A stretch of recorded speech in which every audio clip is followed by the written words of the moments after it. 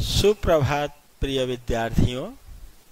पिछले वीडियो में मैंने वैश्विक संस्कृत के भाग 2 में पट धातु के लट लकार पर चर्चा की थी। आइए इस वीडियो में हम कुछ और धातुओं के लट लकार तथा शब्द रूप पर चर्चा करते हैं। खाद धातु, खाद का मतलब खाना। जैसे पिछले वीडियो में मैंने पढ़ाया था पठति पठतः पठन्ति पठसि पठत पठत, ऐसे ही बिल्कुल पट के समान ही यहाँ पे कुछ धातुओं जो मैंने लिखा है सब वैसे ही चलेंगे। खाद खाना, खादति खादतः खादन्ति प्रथम पुरुष, ये एक वचन वाली लाइन है, ये द्विवचन वाली लाइन, ये बहुवचन वाली लाइन है।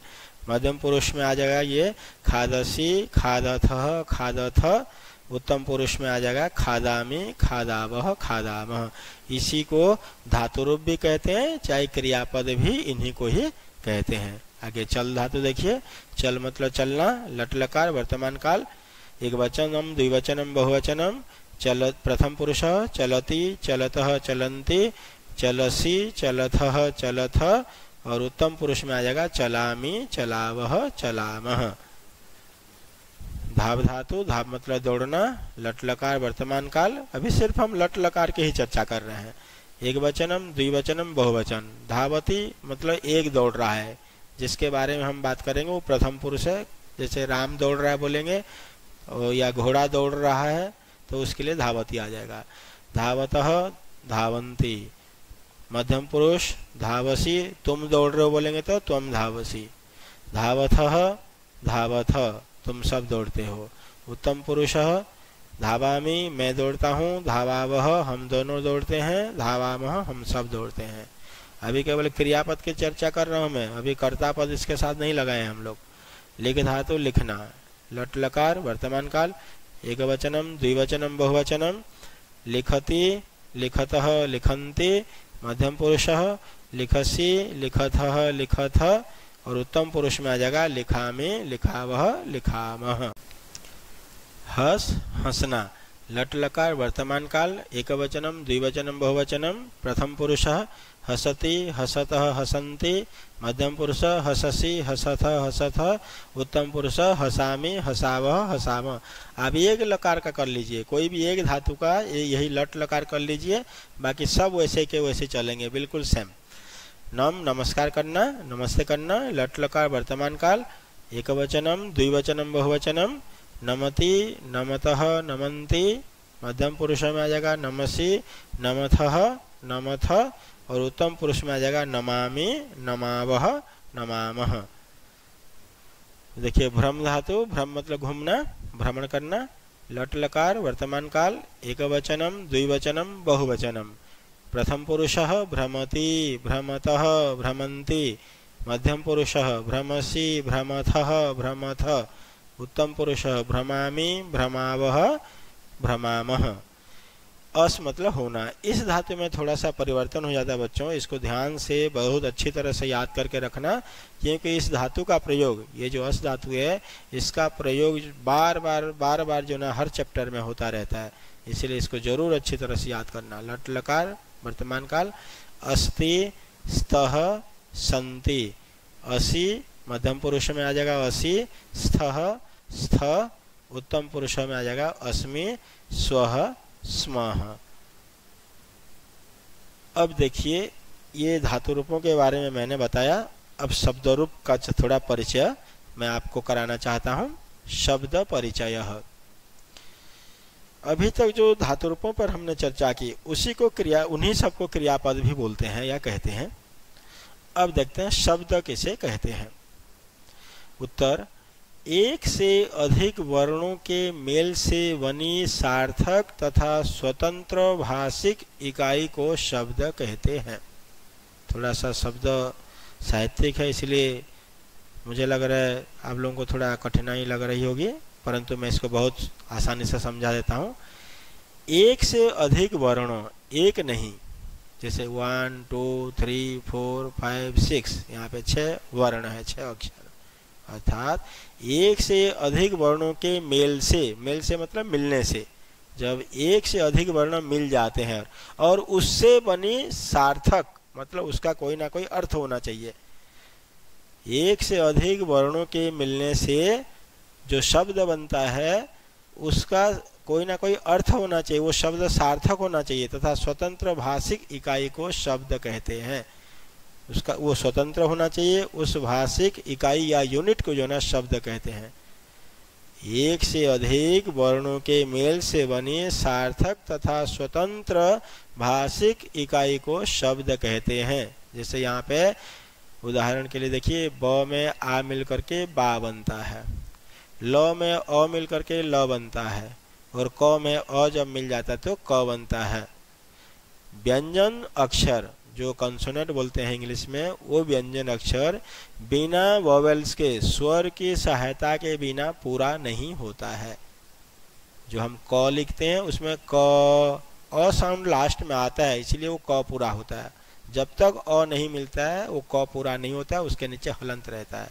इसी प्रकार यहाँ पे ब में आ तब बना बा, ल में अ तब मिला ल पूरा, और क में अ मिल करके बना क पूरा। तो इतने सारे वर्ण 1 2 3 4 5 6, ये 6 वर्ण या अक्षर मिल करके बालक शब्द बना है। और बालक जो है ना ये सार्थक है, इसका कोई ना कोई अर्थ है। बालक मतलब एक बच्चा, ठीक है।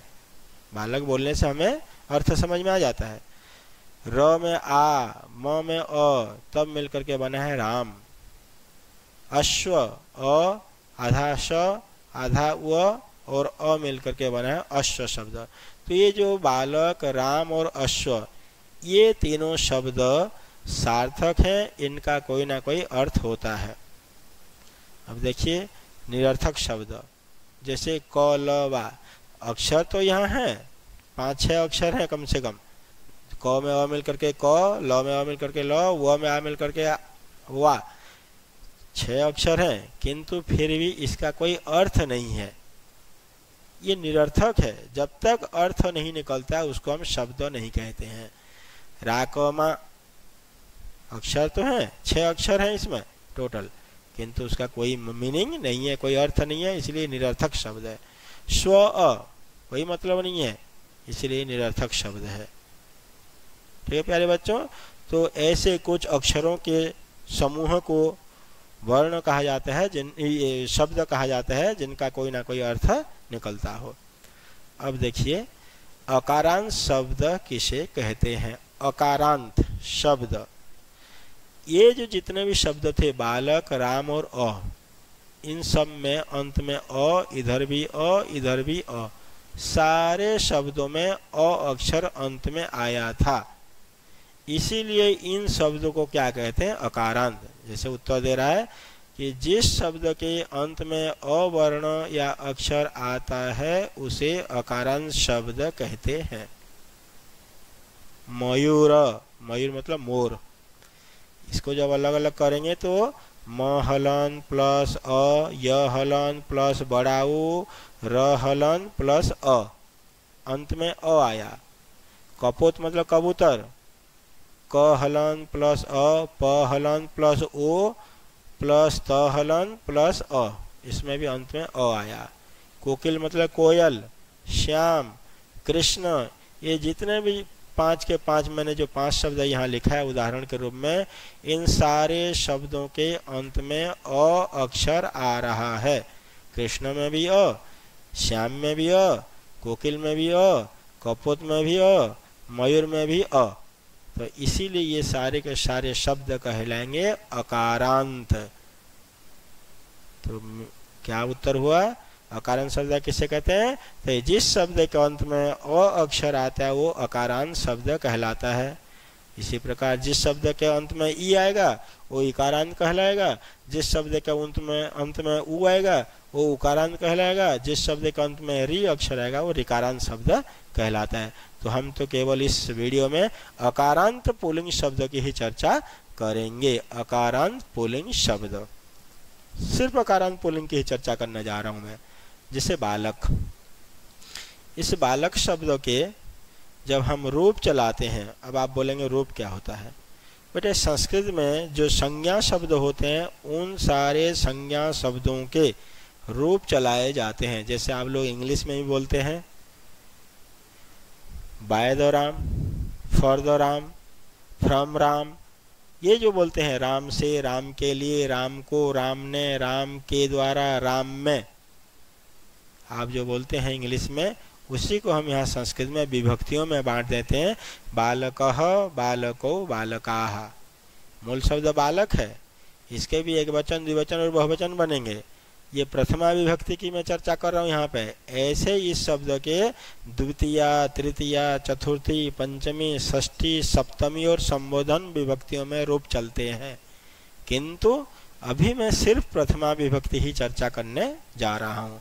तो इसका जो प्रथमा विभक्ति बालक शब्द का, वो चलता है बालकः, बालकौ, बालकाः। इसका मतलब हुआ एक बालक। बालकः का मतलब एक बालक या एक बालक ने। बालकों का मतलब दो बालक या दो बालकों ने। और बहुवचन में चलेगा बालकाः, तो सब बालक या सब बालकों ने। तो जितने भी शब्द रूप रहते हैं उनको विभक्तियों में रूप चलते हैं, उनका विभक्तियों में रूप चलता है। और जितने धातु रूप होते हैं, जो पट, चल, खाद, गम, हस, नम आदि, उनके धातु रूपों में रूप चलते हैं। तो आइए देखते हैं अकारांत पुल्लिंग शब्दों के सभी रूप इस प्रकार चलते हैं। तो जितने भी अकारांत पुल्लिंग शब्द आते हैं उन सभी पुल्लिंग शब्दों का रूप एक जैसा ही चलेगा। जैसे यहाँ पे मयूर, मयूर का जब हम रूप चलाएंगे प्रथमा विभक्ति, मयूरः, मयूरौ, मयूराः। हम यहाँ ये नहीं चला देंगे कि बालकः, बालको, बालकाः के मयूरकः, मयूरकौ, मयूरकाः, ऐसा रूप नहीं चलेगा कभी भी। यहाँ पे देखिए क के अंत में विसर्ग आया, और क के द्विवचन में क के बाद में ओ की मात्रा लगी, और बहुवचन में क के बाद में आ की मात्रा और विसर्ग। बिल्कुल यहाँ जो जो परिवर्तन हो रहा है क के बाद, वही परिवर्तन यहीं पर ही होना है र के बाद, क्योंकि अंतिम अक्षर र है। मयूरः, र में विसर्ग आया, यहाँ पे क में ओ की मात्रा, यहाँ पे र में ओ की मात्रा। मयूरौ, यहाँ पे क के बाद आ की मात्रा और विसर्ग, यहाँ पे र में आ की मात्रा और विसर्ग, बिल्कुल सेम चलेंगे एकदम। गज शब्द, गज मतलब हाथी, गजः एक हाथी, गजौ दो हाथी, गजाः सब हाथी। भरतः, भरत नाम का लड़का है तो भरत एक भरत, भरतो भरत नाम के दो बालक, और भरतः भरत नाम के सब बालक। अश्व, अश्वः, अश्वौ, अश्वाः। अश्व मतलब एक घोड़ा, अश्व मतलब दो घोड़े, अश्वाः मतलब सब घोड़े। तो प्यारे बच्चों ध्यान रखना, यदि आपने बालक शब्दों का प्रथमा विभक्ति यदि याद कर लिया तो आपको ये मान लीजिए कि हजारों लाखों शब्दों के प्रथमा विभक्ति के रूप याद हो गए। तो अच्छी तरह से प्रथमा विभक्ति को याद करिए, एक वचन, द्विवचन और बहुवचन, बालकः, बालको, बालकाः, फिर सारे शब्द रूप ऐसे ही चलेंगे। तो प्यारे बच्चों यदि मेरा ये वीडियो आप सबको पसंद आया तो इसे जरूर शेयर कीजिए, लाइक कीजिए और इसको सब्सक्राइब करना कभी ना भूलें। थैंक यू, धन्यवाद। जय तु भारतम, जय तु संस्कृतम।